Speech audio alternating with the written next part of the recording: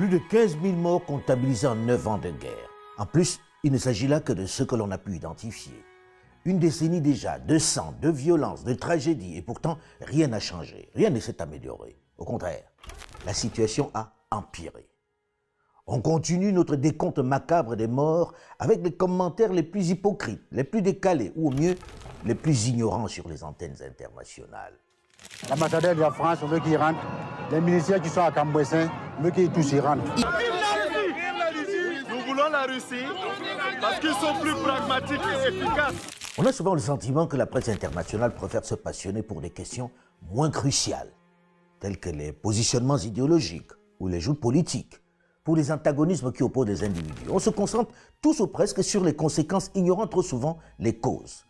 Comment traiter une maladie si on se contente de soigner seulement la manifestation, sans s'attaquer aux causes, sans identifier l'origine même du mal? L'historique en médecine, comme dans la vie, est vital pour traiter les patients. Et si pour s'inscrire dans cette dynamique, on questionnait sans complaisance, sans faux fuyant, les raisons de l'interminable guerre qui ensanglantent le Sahel depuis une dizaine d'années. Les guerres qui déstabilisent toute la sous-région ouest-africaine, sans passion et sans parti pris, mais sans tabou. Et si pour une fois on sortait du discours politique, des arguties, de la propagande, du narratif qui entoure la couverture de ce conflit pour parler sans filet des raisons qui ont plongé le Sahel dans une guerre sans fin. Regardez cette large bande de sable avec ses dunes qui se forment au gré des tempêtes et du vent sifflant qui domine dans cet environnement particulièrement hostile à l'homme. Rien ne pousse ici. Pas grand monde n'est capable d'y vivre, hormis quelques tribus nomades comme ces Touaregs et Bédouins qui évoluent comme des poissons dans l'eau. Ici, la mort est tellement proche et elle frappe le visiteur non accompagné de façon cruelle. Ce désert s'étend sur une superficie de 9 060 000 km², c'est-à-dire plus de 4 fois la taille de l'immense République démocratique du Congo, la taille des États-Unis d'Amérique. Il a quasiment la même superficie que la Chine. Un espace hostile à l'homme a priori sans intérêt, mais qui revêt, tenez-vous bien, une importance géostratégique capitale pour l'Europe et pour beaucoup d'autres régions éloignées d'elle. En réalité, ici, nous sommes à 2795 km de Paris, mais à moins de 1000 km à vol d'oiseau de Madrid en Espagne. À Kidal, nous sommes à seulement 2651 km de Marseille en France. À Samaka, dans le nord du Niger, nous sommes à 2590 km de Rome, la capitale italienne. Et de Thessalite, dans le nord du Mali, nous sommes à 3192 km de Paris. En réalité, nous sommes à portée d'un simple missile balistique dont la portée est de 10 000 km. En gros, celui qui veut frapper militairement un des pays européens peut le faire en contrôlant simplement ce désert. Celui qui tient le Sahara a l'Europe à portée de missiles. Le Sahara, dans des mains hostiles ou indélicates, représente donc une vraie menace pour la sécurité de l'Europe. Être ainsi à portée d'un potentiel ennemi ne peut naturellement être accepté du vieux continent, surtout que l'Europe ne peut pas compter sur des pays tels que l'Algérie, avec qui les relations ont toujours été instables, le Maroc ou la Tunisie ou l'Égypte. Tous des pays de confession musulmane et souvent tournés vers l'Orient. L'Europe ne peut donc pas compter de façon certaine sur les voisins du nord du Sahara. Elle ne peut leur confier sa sécurité. Il est donc impératif de contrôler ce vaste désert, d'y installer son influence pour qu'il ne tombe pas dans des mains indélicates. Imaginez dans l'interminable guerre que se livrent les pays occidentaux et la Russie, un Vladimir Poutine contrôlant une partie ou l'ensemble de ce vaste désert du Sahara. Ce n'est juste pas envisageable pour l'OTAN. Ça, c'est l'aspect militaire. Souvenez-vous de la crise des missiles russes à Cuba qui a failli plonger le monde dans une guerre planétaire. Le 14 octobre 1962, un avion américain en vol au-dessus de Cuba photographie des sites d'installation de missiles nucléaires. Le leader cubain est bien entendu en bons termes avec l'Union soviétique. Les Russes en profitent pour installer des missiles balistiques à 150 km des côtes de la Floride. Le 22 octobre 1962, à 19h, Kennedy prononce un discours retransmis à la télévision et à la radio, dans lequel il annonce deux choses aux Américains. Il les informe d'une part de la présence de missiles nucléaires russes à Cuba, et d'autre part qu'il va répondre à cette agression par un blocus maritime de l'île. The path we have chosen for the present is full of hazards, but the greatest danger of all would be to do nothing. Des navires soviétiques s'approchent de la ligne de blocus. Le monde entier retient son souffle. Après plusieurs tirs de sommations américains, les navires russes arrêtent leur progression et le sous-marin russe fait demi-tour. Le 28 octobre, les soviétiques acceptent de retirer leurs armes nucléaires de Cuba. En échange, les Américains ont accepté de retirer leurs missiles en Turquie. Le désert du Sahara et son Sahel représentent un peu la même chose pour les Européens. Il n'est pas question de les laisser occuper par une quelconque menace venue d'ailleurs. Alors, aux Européens qui s'interrogent de savoir pourquoi leur pays se bat dans cette région, de comprendre qu'ils sont là d'abord et essentiellement pour leur propre sécurité. Qu'ils ne sont pas ici pour aider le Mali, le Burkina Faso ou le Niger. Non, pas du tout. Ils se battent ici pour asseoir leur influence, pour éviter qu'une force hostile s'installe à leur porte. Les bases militaires qu'ils s'emploient à installer un peu partout dans les pays sahéliens sont de postes avancés pour anticiper, pour prévenir toute menace qui s'installerait ici à la faveur du chaos. Aux confrères qui prétendent que les soldats français, européens ou américains sont morts pour défendre le Mali ou le Burkina Faso, de faire un effort pour corriger leurs copies et de dire la vérité à leurs lecteurs, auditeurs ou téléspectateurs. Les discours récurrents sur les sacrifices de la cinquantaine de soldats français morts pour aider le Mali sont sérieusement à nuancer. Ils sont morts en héros ou en martyrs pour la sécurité de leur pays, tout simplement. Mes chers compatriotes, nous avons donc le devoir d'agir face à la crise libyenne dont les conséquences pourraient être très lourdes pour la stabilité de toute la région. Ce discours, on ne doit jamais l'oublier, est la genèse du chaos, le facteur aggravant. En laissant Nicolas Sarkozy et son philosophe va-t-en-guerre, Bernard-Henri Lévy, tuer Muammar Kadhafi, ils ont offert une extraordinaire porte d'entrée, un vaste terrain de jeu, une arrière-base inespérée aux djihadistes, aux extrémistes venus du Moyen-Orient, que l'on a délogés en Afghanistan et au Pakistan après la croisade de George W. Bush qui a suivi les attentats du World Trade Center et qui voue une haine viscérale aux infidèles occidentaux qui rêvent d'en découdre avec eux. Le mal est venu de la Libye, vous le savez tous. Avec la défaite de la Jamaïria, ce n'est plus des armes qui viennent, c'est des hommes. C'est des milliers d'hommes qui sont venus, mais c'est des armées organisées. La plupart viennent de la grande brigade de Kadhafi. Et cette brigade super armée et bien organisée, qui était l'un des bastions et qui a été l'un des remparts et les derniers remparts de la lutte sur Sirte, aussi bien que Tripoli. Ces gens sont venus en grande masse et ont déferlé dans la bande sahélo-sahélienne. Une révolution nationale en Libye, mais ce n'est pas ça qui explique la déstabilisation du Sahel. La déstabilisation du Sahel, elle vient de la désespérance et de l'absence de perspective d'une grande partie de la jeunesse qui se radicalise et qui est à ce moment-là embauchée, endoctrinée par des djihadistes qui n'ont rien à voir avec la Libye. Voilà. Comment se fait-il qu'après une intervention, il y a maintenant plus de 3 ans et demi, il n'y ait eu aucune réflexion sur ce qui devait se passer après. Alors maintenant, il s'agit de réparer les erreurs d'hier. L'État libyen, vous le savez, c'est un des pays les plus armés du continent. Toutes ces armes, aujourd'hui, ne se trouvent pas dans les magasins, mais toutes ces armes se trouvent au sud du Sahara, dans le Sahel, dans nos propres pays. Ce que vous avez dit sur la Libye, je l'ai dit plusieurs fois comme président, je partage ce que vous avez dit. La Libye, on n'a pas respecté la souveraineté d'un peuple, et ça, c'est une erreur. Malgré les dénégations, la falsification de l'histoire par quelques-uns, qui, comme l'ancien ambassadeur Nicolas Normand que l'on vient d'entendre, nie encore la responsabilité de la France dans le chaos dans le Sahel, qui refuse de voir le lien entre le geste fou de Nicolas Sarkozy et l'embrasement du Sahel, ils sont désormais plus nombreux, heureusement, et pas des moindres, à la reconnaître. Nul ne peut se prévaloir de ses propres turpitudes. La France et avec elle ses alliés européens doivent garder à l'esprit et informer leur opinion qu'ils sont les principaux responsables du sang qui coule chaque jour dans le Sahel. C'est un fait. Et il ne faut pas le reconnaître de façon voilée, en sourdine ou entre deux discours. Et vous remarquerez que l'auteur de ce grand désordre n'a jamais été inquiété. Il coule des jours heureux dans son pays. Son philosophe va-t-en-guerre est déjà sur un autre terrain de conflit, l'Ukraine. Les politiques européens sont conscients qu'ils ont offert aux ennemis de tout poil les moyens et l'espace le plus pratique pour les frapper. De surcroît, avec les armes qu'ils ont récupérées dans les magasins libyens, dans le plus vaste magasin d'armes à ciel ouvert, le désert du Sahara. Toutes ces menaces que je viens de citer se sont renforcés en capacité militaire, ont eu beaucoup de moyens, ont eu des armes nettement plus sophistiquées, des armes anti-aériennes, des SAM et tout. Donc c'était le magasin d'armes le plus important au monde, le plus grand du monde, le mieux fourni et le moins cher. Nous avons mis en garde avant la première frappe de la Libye en son temps. On ne nous a pas écoutés. On n'a pas écouté la voix du continent.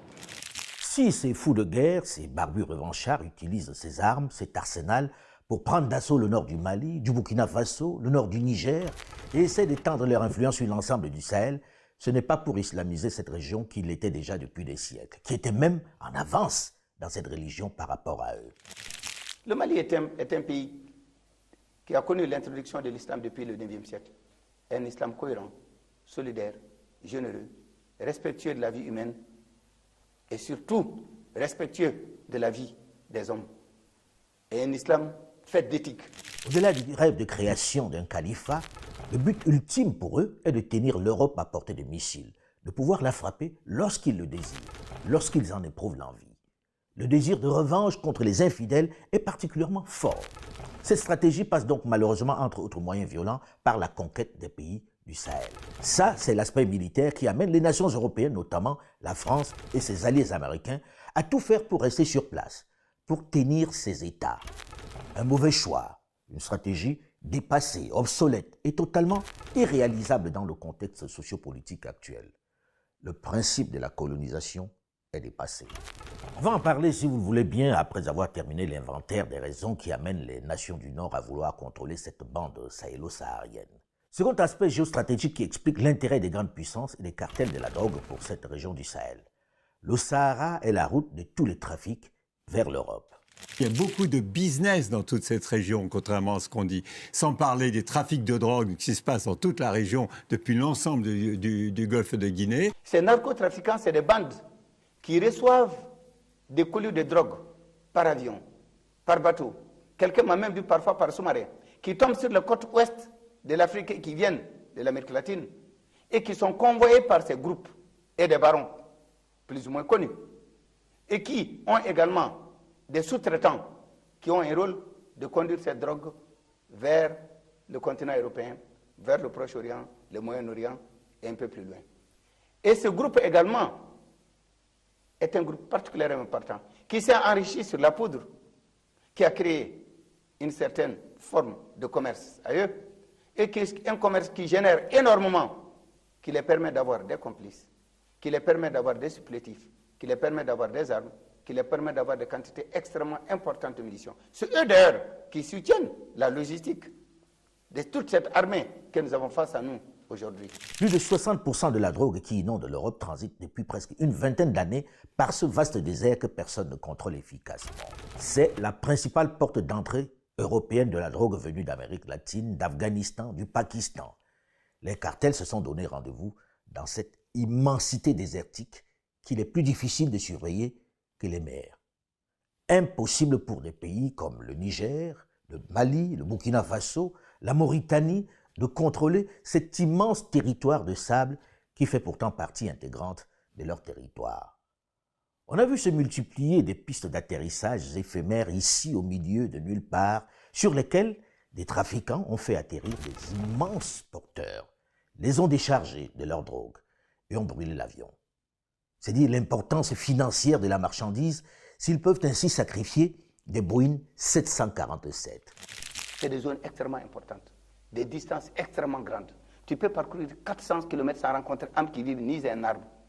Pendant le mois de décembre, on a 1 degré la nuit, et pendant le mois de mai, on est à plus de 50 degrés Celsius. Donc ce sont des zones extrêmement difficiles. Et la densité et la démographie est presque nulle. Donc faites-vous une idée de, comment on appelle, de la zone géographique auquel on a affaire. Souvenez-vous de ce que l'on a appelé air cocaïne dans le désert malien. Le président malien d'alors, le général Amadou Toumani Touré, injustement accusé de bénéficier de ce trafic, me faisait une confidence en présence de l'ancien premier ministre de Guinée, Kabine Komara, en disant ceci. Lorsque l'on pose un avion de drogue dans le désert et que l'on donne 100 millions de francs pour la seule opération à un général ou un officier de la région, qui a moins d'1 million de salaire mensuel, le nouveau patron du général, c'est le trafiquant. Quel type d'emprise puis-je avoir sur lui? C'est clair, non?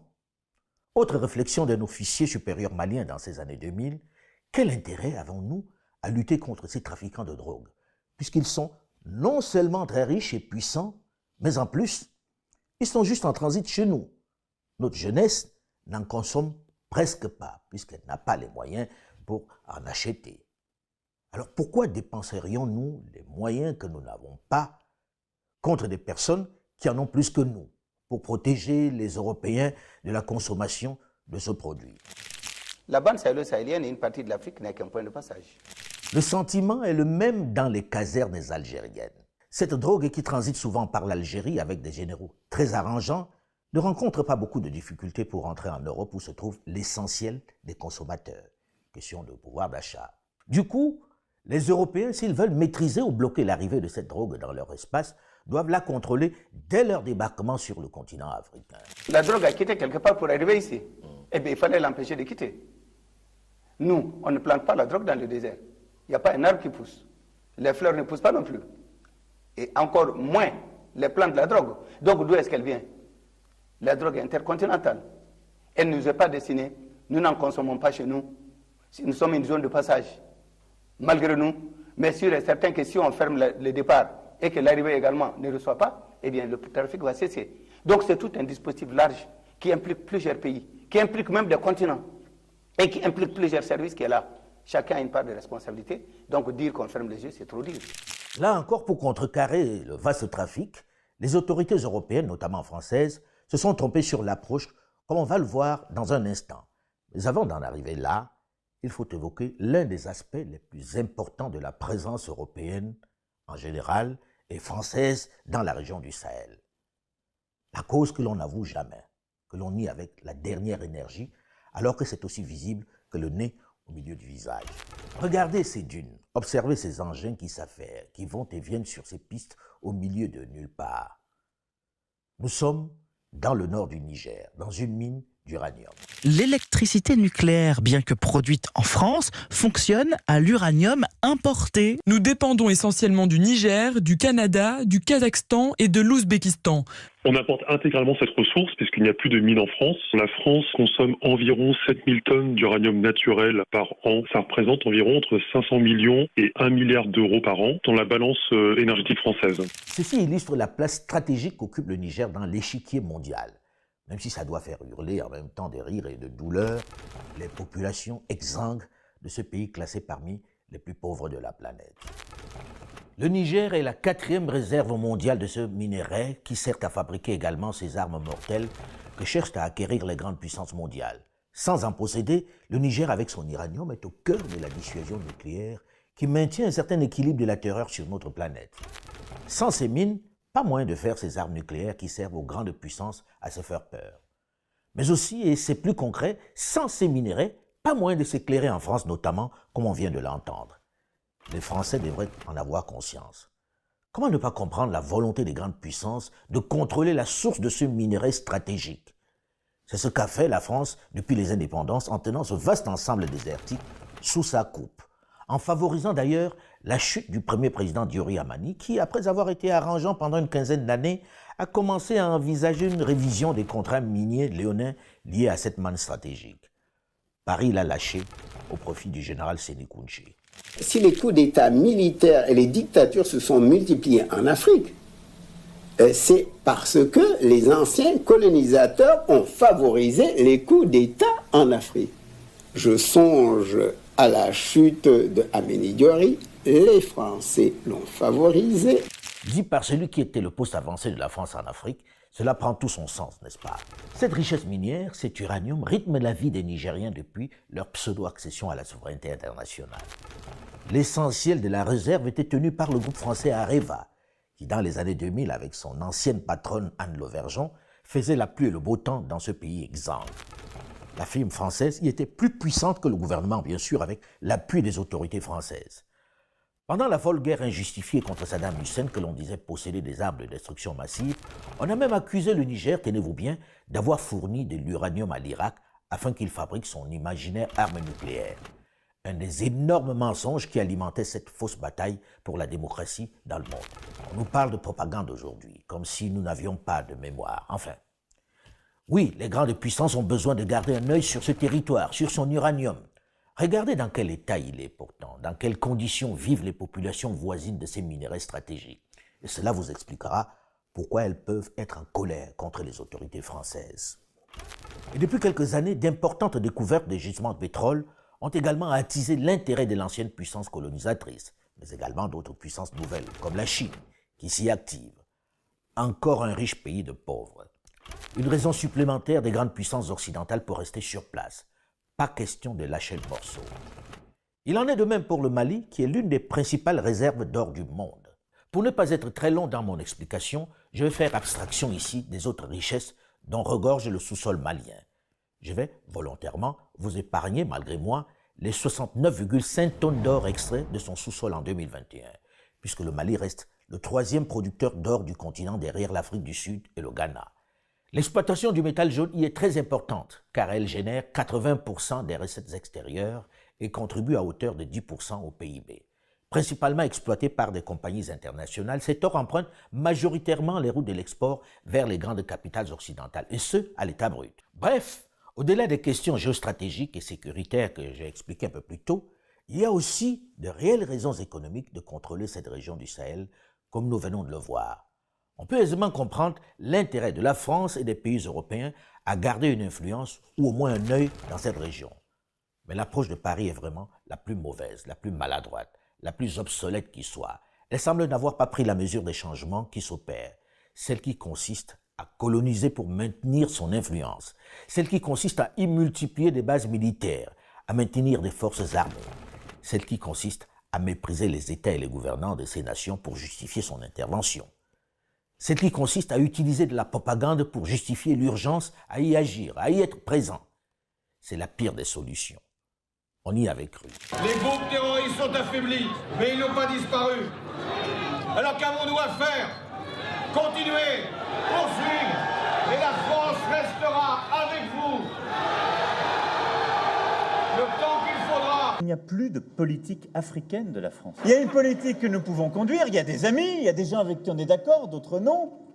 Mais il y a surtout un continent que nous devons regarder en face. C'est vrai. Il faut se parler et se regarder en face, pour de vrai, pas seulement dans les discours.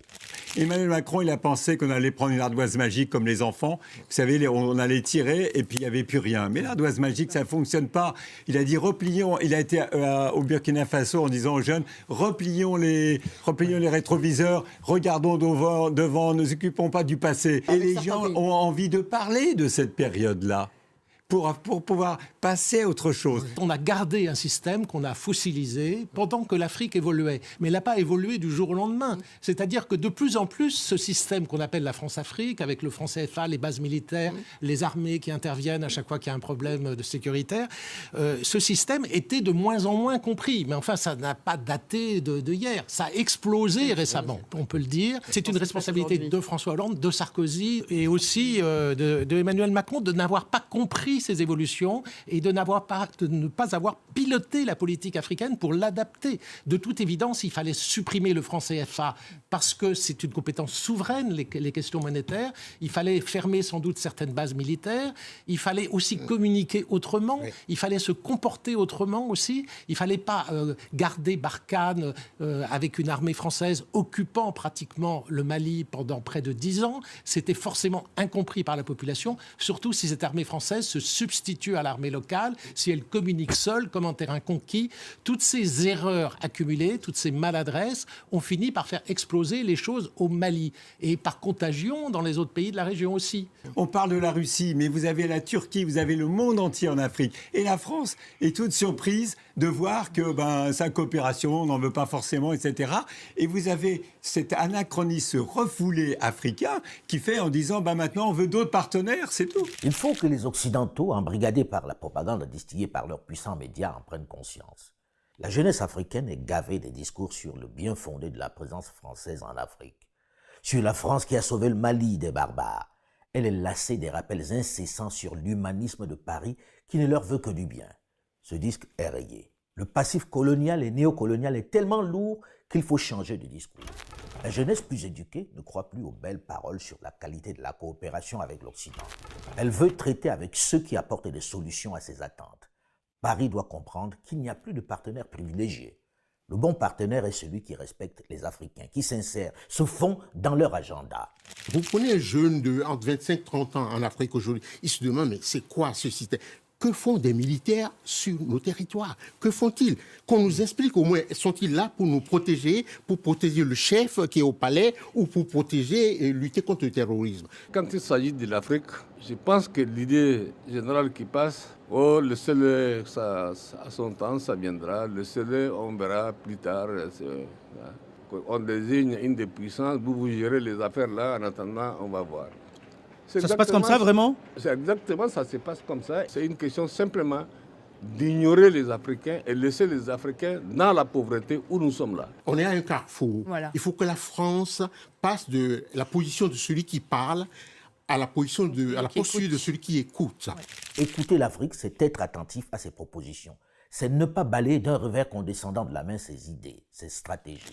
La décision d'intervenir en Libye, nous l'avons apprise à la radio. Or, aujourd'hui, c'est nous... Oui, mais il y a quand même quelques chefs d'État africains qui y ont participé et qui étaient d'accord pour cette intervention. C'est nous qui en subissons les conséquences. Moi, je parle au nom du Niger. Je n'ai pas été consulté. Or, je suis frontalier avec la Libye.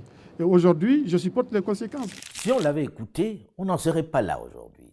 Peut-être que Muammar Kadhafi serait tombé à terme, mais pas avec les mêmes conséquences sur toute la sous-région. On ne va pas revenir sur la question, mais c'est important.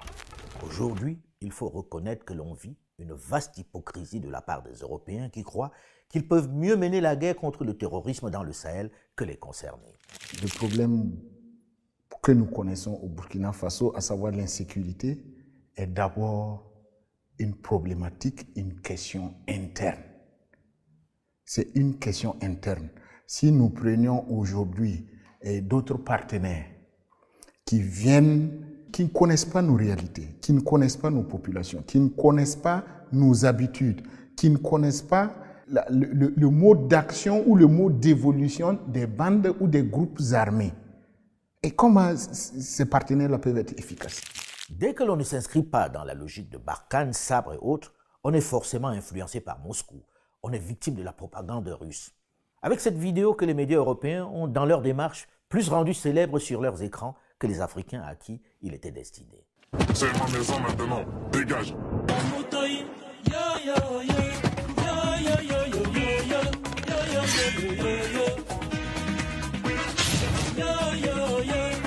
Nous sommes les démons de Macron, maintenant c'est notre pays. As-tu besoin de renfort, mon ami?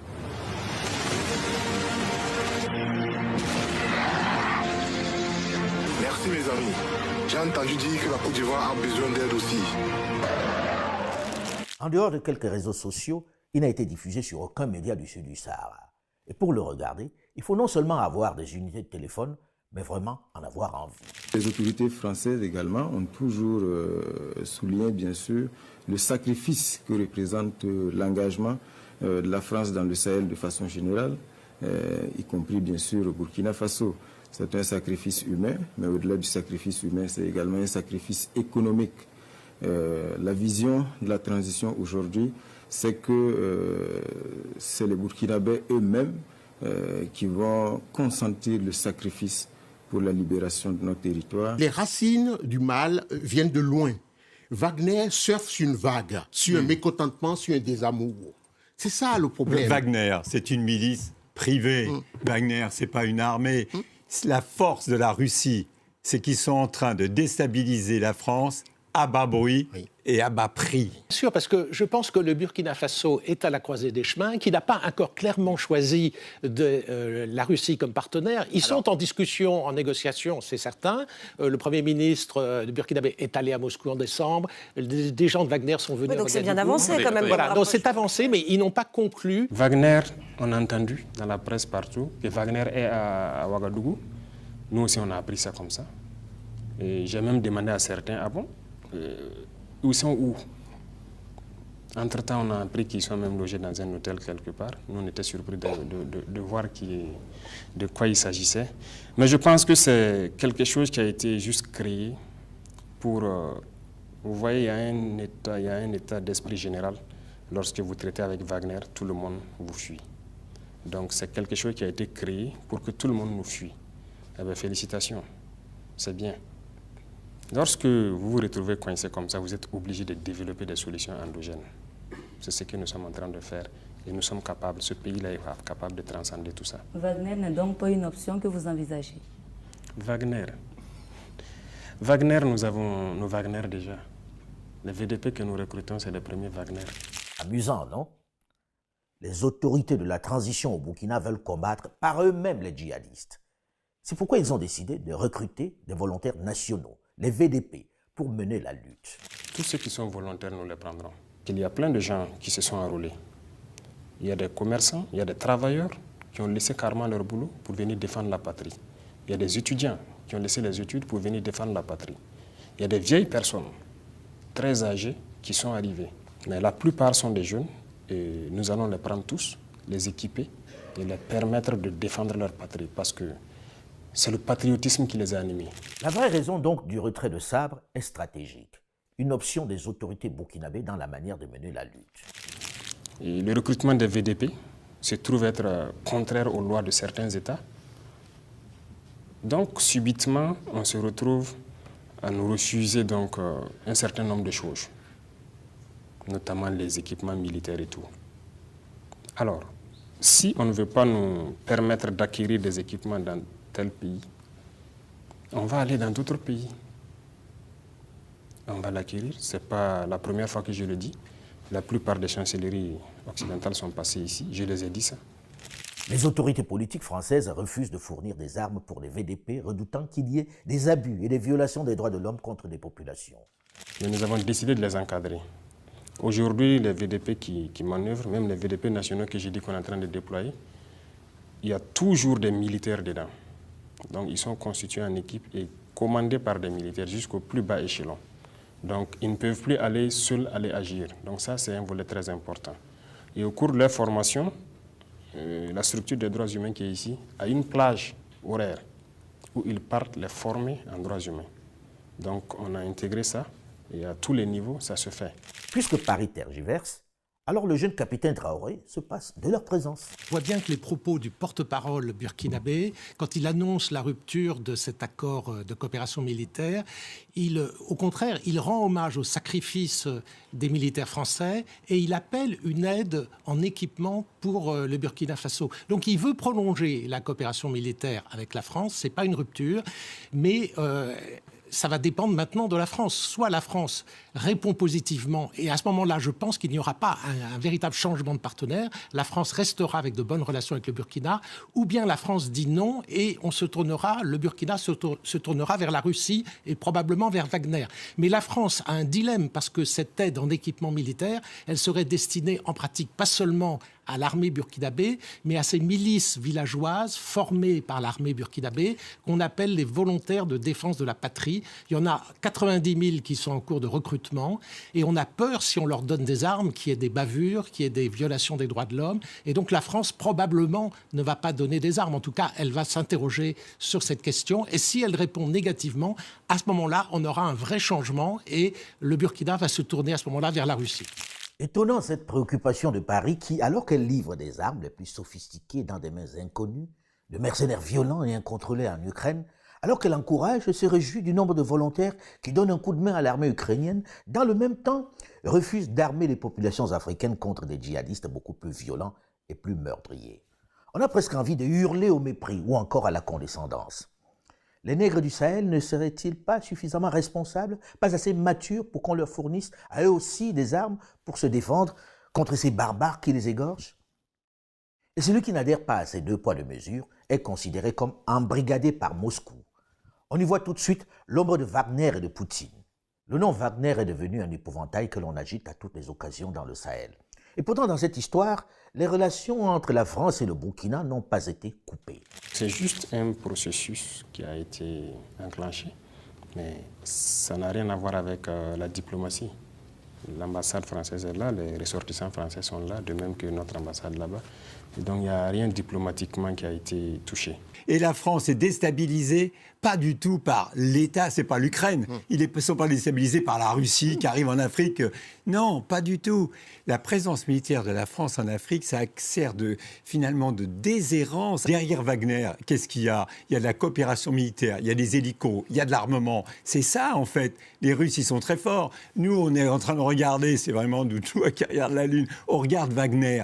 Mais les Maliens, ils ont signé des accords de coopération militaire extrêmement importants, parce que c'est une vieille tradition avec la Russie. Vous aviez rencontré Wagner, vous, pendant que vous étiez aux Afriques? Non, je n'ai pas croisé Wagner. Mais vous avez rencontré des Russes? Oui, j'ai rencontré quelques Russes. Puisque même au Burkina, il y a des sociétés minières russes. Et bien sûr qu'ils vont acheter de l'armement russe.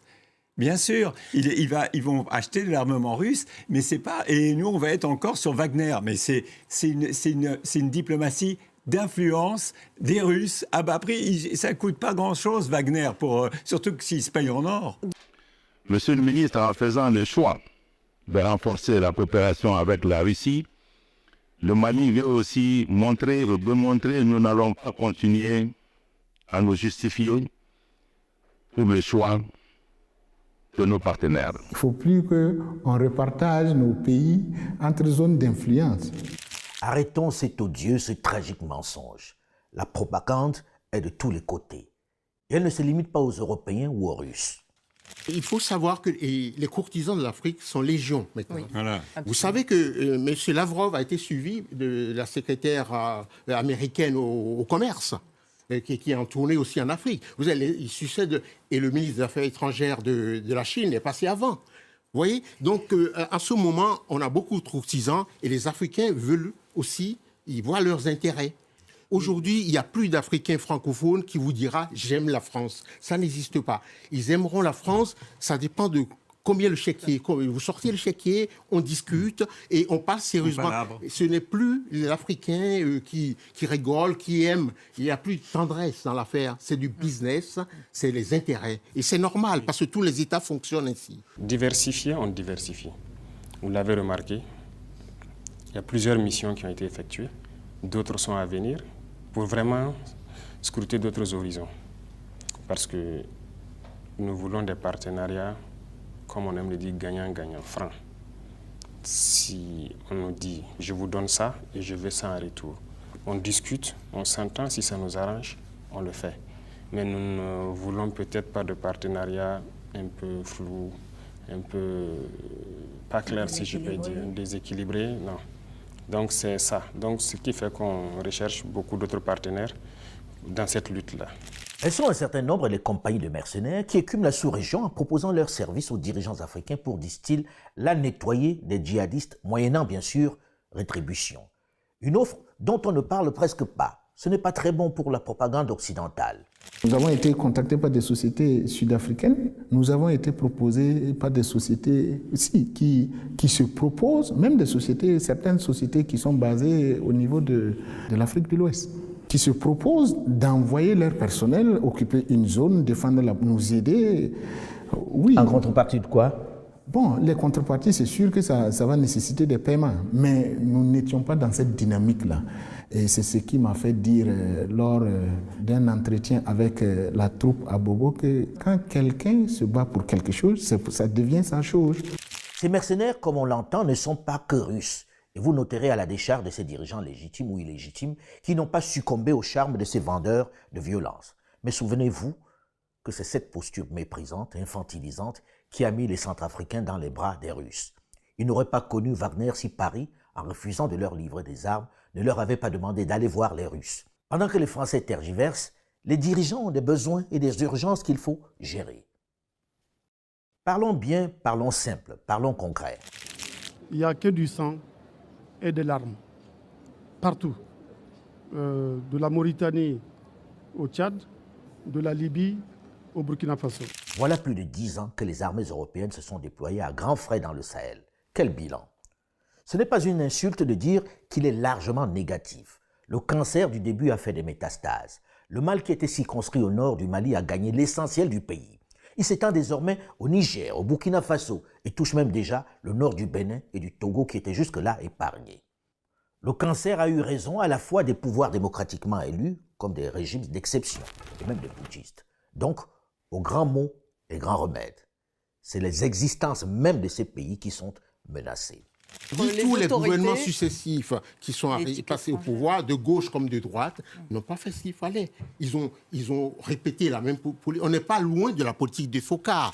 Au lieu de continuer de se donner bonne conscience, de mettre son énergie à faire passer ceux aux affaires pour des corrompus ou des pouvoirs illégitimes incapables d'apporter des solutions pérennes aux crises que vous avez en partie suscitées par votre mépris et votre arrogance, il serait souhaitable de venir plus humblement, plus respectueusement voir les dirigeants du Sahel, civils comme militaires, pour leur dire que vous vous êtes trompés, pour reconnaître que cette guerre est en même temps la vôtre, qu'elle vous concerne autant qu'elle les concerne, et qu'ensemble, il est venu le temps de s'écouter. L'argument de la mauvaise gouvernance, de l'illégitimité des régimes que Paris montre comme la cause de cette déchéance est un peu limité, puisque les pouvoirs qui se sont effondrés étaient démocratiquement élus. Amadou Toumani Touré, Ibrahim Boubacar Keïta, Idriss Déby Itno, Roch-Marc Christian Kaboré étaient largement élus par les Maliens, les Burkinabés et les Tchadiens. Ils n'ont pas pu freiner l'avancée des terroristes. Ils étaient tout aussi critiques de la stratégie que leur imposait Paris et ses alliés. Ils estimaient qu'elle n'était pas adaptée. Nous indexons la gouvernance politique mondiale. Il y a des décisions qui sont prises sans nous. Les jeunes putschistes du Mali et du Burkina Faso, eux, hommes de terrain, ayant vécu et subi les incohérences du dispositif, ont simplement changé la réponse en prenant leurs responsabilités, en renversant les régimes. Je ne souhaite pas faire l'apologie du putsch militaire, mais je pense que dans la situation que traversaient le Mali et le Burkina Faso, toutes les solutions étaient envisageables. Quand la médecine moderne ne vous apporte pas de résultats et que vous êtes condamné, vous envisagez parfois les sorciers et les tradipraticiens. Et quand votre maison brûle, vous ne regardez pas la qualité de l'eau que vous utilisez pour l'éteindre. L'essentiel est qu'elle stoppe les flammes. Je ne veux pas croire que ces officiers aux affaires soient moins bons ou plus bons que les civils. Ils s'inscrivent simplement dans le refus d'une stratégie qui a montré ses limites. Le voir dans leur refus de continuer avec la stratégie adoptée, dans leur démarche de sortir des rangs, que l'influence de Moscou, c'est soit être de mauvaise foi, soit refuser d'affronter la vérité. La Russie compte les points, les mauvais points de la France. Oui. Ils sont là, ils comptent, ils voient la France. Et la Libye en était. Elle exploite les maladresses de la France. Ça voilà, oui, et la Libye. Lorsque votre maison brûle, vous acceptez même l'aide du diable pour éteindre le feu. Cela s'impose encore un peu plus lorsque votre ami, qui a volé à votre secours aux premières heures de l'incendie, s'illustre par son incapacité à vous aider à éteindre ce feu. Les Burkinabés, les Maliens, les Nigériens n'ont pas un autre pays. Ils ne sont les bienvenus nulle part ailleurs, et certainement pas dans l'espace européen. Il est logique qu'ils adoptent toutes les solutions, toutes les alternatives nécessaires pour sauver leur seul bien, leur pays. Alors les considérations démocratiques, électorales, légitimistes dans ces circonstances ne passent plus au premier plan. Ce n'est pas pour faire l'apologie des putschistes, mais je peux comprendre la démarche de la même façon que les Français ont accepté le putsch du général de Gaulle dans les années 50 pour sauver la France. Je ne dis pas qu'il soit meilleur, mais il répondait à une urgence. Nous avons un idéal pour le pays. Nous avons un idéal que nous avons développé depuis très longtemps. Et nous rêvons de quelque chose pour ce pays. C'est ce qui nous a amené à prendre ce risque. C'est le plus gros risque que je peux dire qu'on puisse prendre dans l'armée. La question de savoir s'ils s'en sortent est tout autre. Une fois qu'on a soldé cette question de la légitimité des dirigeants, ou soit dit au passage Paris elle-même n'est pas très cohérente, suivez mon regard, comment procède-t-on pour gérer cette crise qui est celle du Sahel et de l'Europe? Là, on entre dans du très dur, dans la grande absurdité. Savez-vous combien les États européens ont dépensé ces 10 dernières années dans cette guerre au Sahel? Pas moins de 15 milliards de dollars, rien que pour l'opération Barkhane. Je vous épargne le reste des corps présents. Tout ceci pour un résultat négatif. En plus, ils ont perdu une cinquantaine de soldats sur le terrain. En gros, on a cramé tout cet argent, cadeau comme on dit à Abidjan. Et Paris repart la queue entre les jambes, comme un chien battu, mettant en cause les régimes maliens et burkinabés qui ne leur ont pas permis de chasser les terroristes, accusant les dirigeants maliens et burkinabés d'être sous l'influence de Moscou et de Wagner. Soyons sérieux. Après avoir stoppé l'avancée des djihadistes avec Serval, Barkhane a été un fiasco financier et humain. Simplement parce qu'elle imposait sa vision à ses partenaires. Elle ne tenait pas compte de leur point de vue, du moins politiquement, parce que sur le terrain, les militaires français et leurs frères d'armes locaux avaient un meilleur rapport.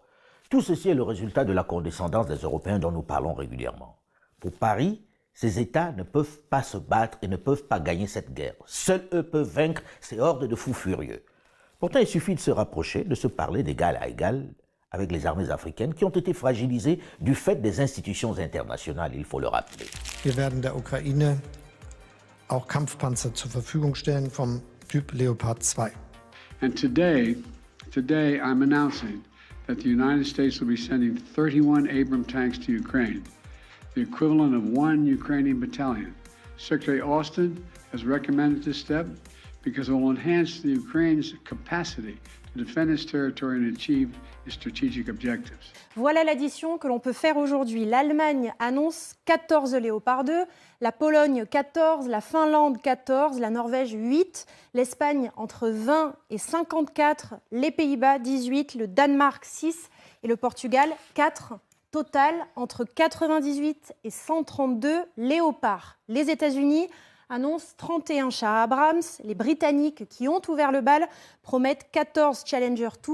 Au total, cela ferait donc jusqu'à 177 chars d'assaut. Pas loin de 2 divisions, c'est clairement significatif.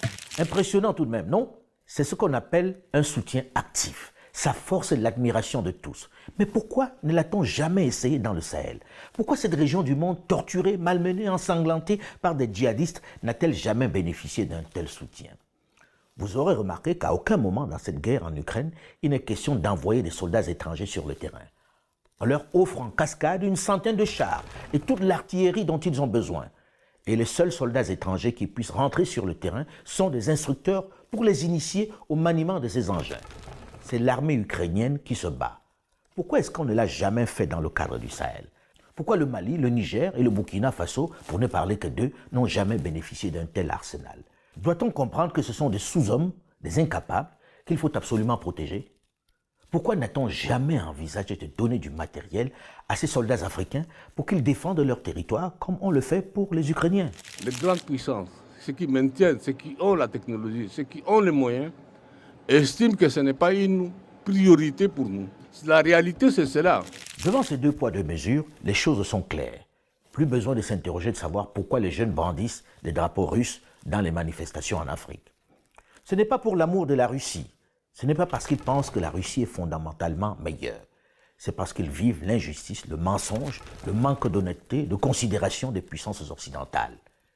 Les puissances qui se disent amies, mais qui se hâtent très lentement pour soutenir le continent de façon efficace. Les partenaires techniques et financiers nous ont promis plus de 12 milliards de dollars pour développer cette zone sensible, cette zone qui peut être le terreau où le terrorisme peut facilement s'installer dans cette zone. Nous avons fait nos projets, mais jusqu'au jour où je parle, en ce qui concerne le Tchad, aucun de ces projets n'a été financé. On n'a pas de financement. On nous accorde, au cadre de l'Union européenne, sur tout ce qui a été financé. Qu'est-ce qu'on a demandé? 12 milliards d'un côté pour le développement et 400 millions de dollars pour équiper nos armées, pour faire face à la situation de l'agression, de l'insécurité contre le Boko Haram. Sur les 400 millions, rien jusqu'à nos jours. Sur les 12 milliards, rien jusqu'à nos jours. Non, je ne sais pas de quel argent il avait pu être question. S'il s'agit de l'argent destiné au G5, ça attend toujours. La preuve, c'est que la dynamique qui avait commencé est en train de s'essouffler. Il n'y a pas de doute. Il faut avoir l'honnêteté de le reconnaître. Il est évident que si les armées du Sahel avaient bénéficié du même appui financier, militaire et stratégique que l'Ukraine, le terrorisme aurait déjà été vaincu au Sahel. C'est une évidence. En Ukraine, vous avez un pays souverain dont la souveraineté et l'intégrité territoriale a été violée par une agression unilatérale d'un pays voisin, la Russie.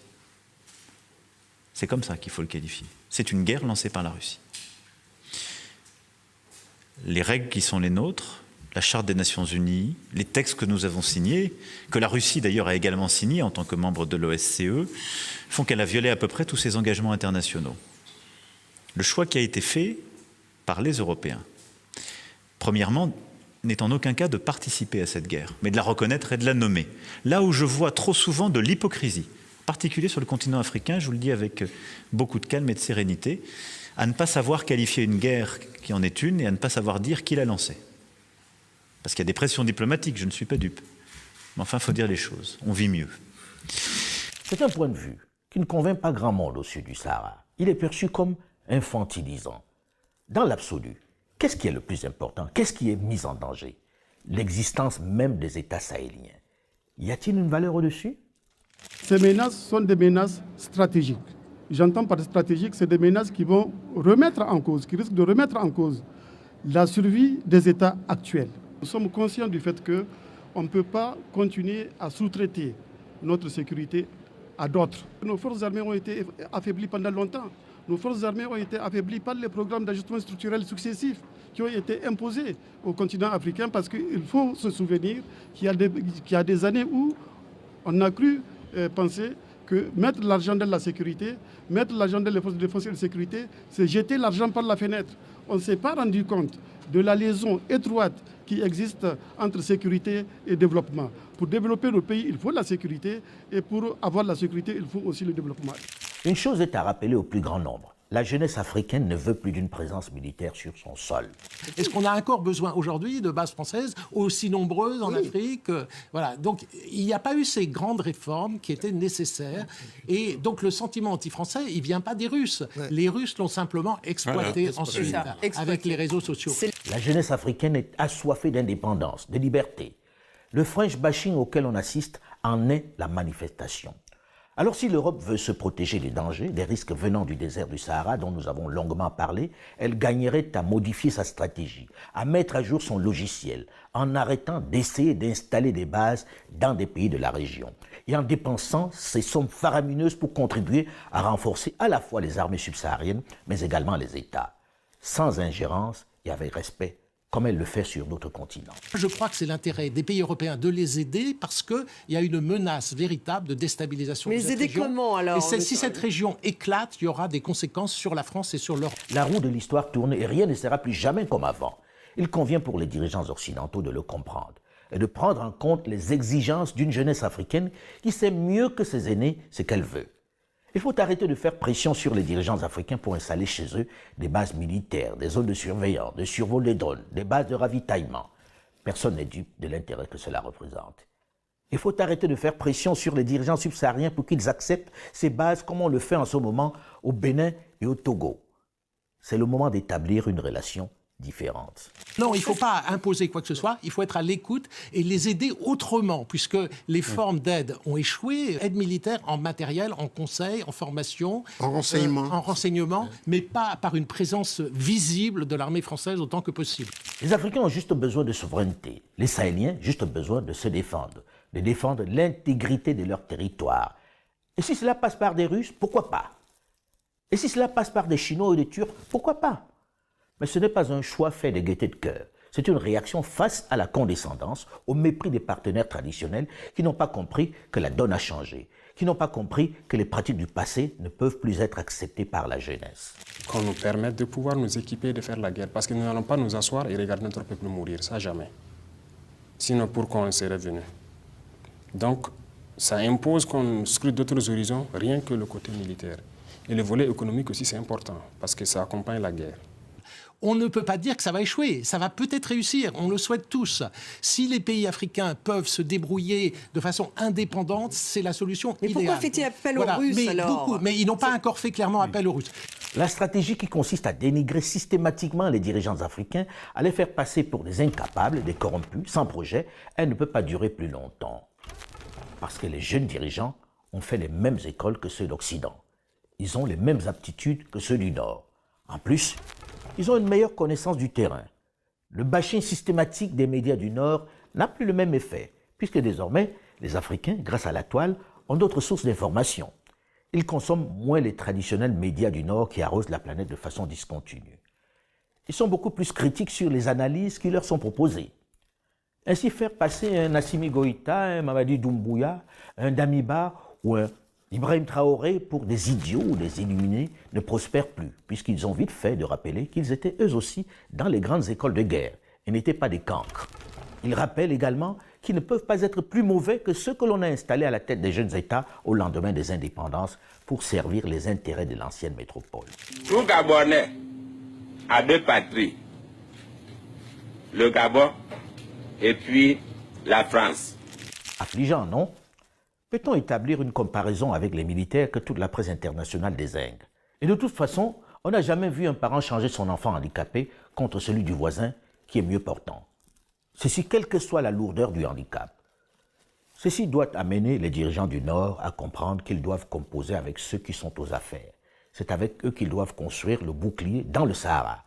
Si l'on veut en finir avec cette guerre, il faut mettre un terme à cette hypocrisie collective. Il faut arrêter de susciter des complots pour les renverser et se concentrer sur l'essentiel. Mais une fois qu'on a établi les responsabilités des autres, une fois qu'on les a mis devant leur réalité, qu'on leur a fait comprendre que nous ne sommes pas dupes de leurs manœuvres et que ça ne peut pas continuer ainsi. Une fois qu'on leur a fait comprendre qu'on traitera avec le mieux-disant, qu'on ne veut plus sous-traiter notre sécurité, on doit aussi, dans le même temps, pouvoir se regarder dans la glace et établir nos propres responsabilités. On ne peut pas ne pas dénoncer l'indifférence, le manque de solidarité de la grande majorité des nations africaines face au drame qui ensanglante le Sahel. Personne n'ose le dire tout haut et pourtant dans les couloirs des chancelleries, cela se murmure. Les dirigeants subsahariens ne se sont pas illustrés par leur soutien au Mali, au Burkina Faso, au Niger ou au Tchad. En dehors de la jeunesse qui se mobilise, qui se solidarise, la plupart des dirigeants de nos pays regardent ce drame en spectateur. Plus grave encore, certains chefs d'État dont le logiciel n'évolue pas et qui préfèrent continuer de jouer les nègres de salon, continuent de jouer le jeu des Occidentaux. Même si en privé, ils saluent le courage des jeunes officiers maliens et burkinabés qui ont osé tenir tête à l'ancienne métropole. Pourtant, leur soutien serait un rempart solide et efficace face aux adversaires du Mali. Il y a un temps pour la politique et un autre pour l'engagement. N'attendons pas que les forces étrangères, vexées par l'audace de ces jeunes officiers, s'organisent et frappent comme elles en ont l'intention dans les prochaines semaines pour tresser une couronne à ces officiers qui ont bousculé les habitudes. Leur échec n'épargnera personne, même pas leurs adversaires. Et la jeunesse ne laissera pas faire. Elle a appris l'efficacité de la rue. Elle sait désormais s'en servir à bon escient. Mais on doit tout faire pour ne pas en arriver là. La raison et le bon sens devraient prédominer, n'est-ce pas? Je voudrais vous remercier pour votre fidélité à ma chaîne YouTube qui compte de plus en plus d'abonnés, mais également pour mes autres plateformes digitales où vous êtes de plus en plus nombreux malgré les faux comptes qui continuent de se multiplier. Cette fois-ci, plus de réelles raisons de vous laisser avoir puisque, comme vous l'avez certainement remarqué le long de cette chronique, nous vous proposons un QR code à scanner pour être sûr d'être sur notre plateforme, la vraie. Elle vous évite, du moins pour l'instant, de continuer de subir les assauts de cybercriminels qui usurpent mon identité à d'autres fins. Je vous prie donc de scanner ce QR code si vous ne l'avez pas encore fait. Il vous conduit directement à tous mes comptes LinkedIn, Facebook, TikTok, Instagram et Twitter. En le scannant, vous êtes cette fois-ci certain d'être sur les bons comptes, celui qui vous propose le narratif africain, sans complaisance mais sans condescendance.